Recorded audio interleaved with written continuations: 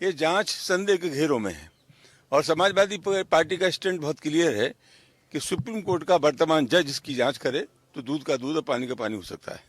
परिवार वाले लगातार कह रहे हैं कि उस साक्ष्यों को दबाने की कोशिश हो रही है, सबूतों को मिटाने की कोशिश हो रही है। देखिए यहाँ पर क्या हुआ कि सबूतों को मिटाया, लाश को जलाया और परिवार वालों को धमकाया, लेकिन डीएम पर कोई कार्रवाई नहीं हो पाई। तो क्या आप ये मांग करेंगे कि डीएम पर कार्रवाई होनी चाहिए?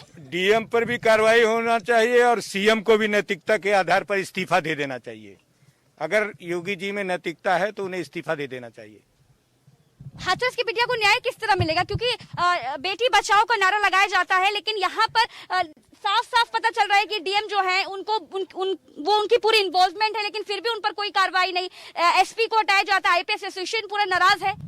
देखिए, जब मुख्यमंत्री जी ने कह दिया कि पीएम ने सीएम को फोन किया तो जानकारी वहां तक है, और जो भी डिसीजन यहाँ निर्णय हुए हैं ये वरिष्ठ अधिकारी, मैं जिले की बात नहीं कर रहा, जिले से ऊपर जो बैठे हैं, आप नार्को टेस्ट करा रहे हैं, आप उनका कराइए जिनके पास फोन आ रहे हैं लखनऊ से, उन लोगों का कराइए जो लखनऊ में बैठ के आदेश दे रहे हैं। तो जब अपनी गर्दन फंसते दिखती है तो छोटी मछलियों को कुर्बान कर दिया जाता है, इसलिए कार्रवाई होनी चाहिए। कारण क्या दिख रहा है आप लोगों को? प्रज्ञा, यहाँ पर इनसे पूछिए कि क्या कुछ पैगाम भेजा अखिलेश यादव ने? जा रहे हैं साक्ष्यों को।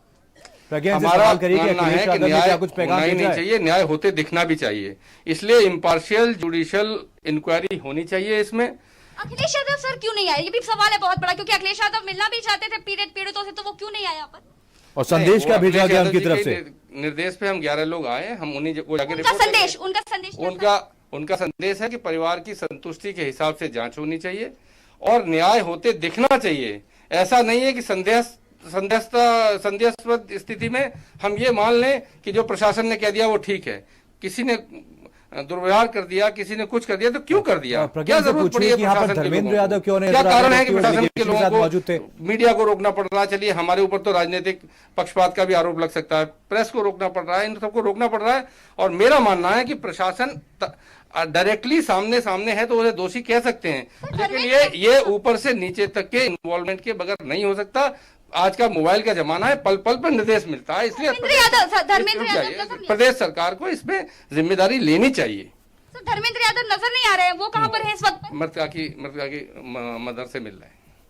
वो अभी अंदर है, वो हैं अक्षय यादव जी हैं।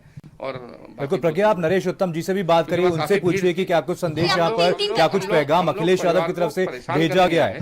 पहले से ही बहुत परेशान है, हम लोग चाहते हैं कि उनकी संतुष्टि से न्याय हो जाए, और अगर ये 15 दिन पहले इतने हो गया, पहले ही हो जाता तो मुझे लगता है कि यहाँ किसी को आने की शायद जरूरत भी न पड़ती। देखिए, नरेश उत्तम पटेल जी इस वक्त पर अपनी गाड़ी की तरफ है। मैं चाहूंगी कि आप नरेश उत्तम पटेल जी से बात करना चाहते हैं। सर, कैसे कहाँ है नरेश उत्तम पटेल जी?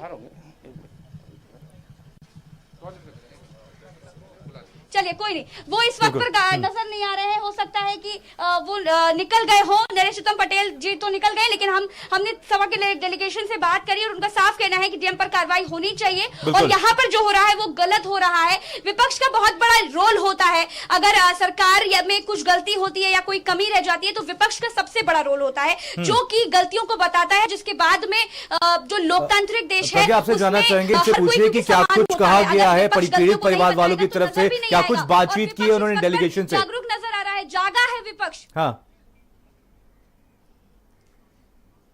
जी मनीष, क्या बोलना चाहते हैं? आवाज प्रज्ञा, आपसे जानना चाहूंगा, क्या यहाँ पर जयंत चौधरी भी पहुंच गए हैं?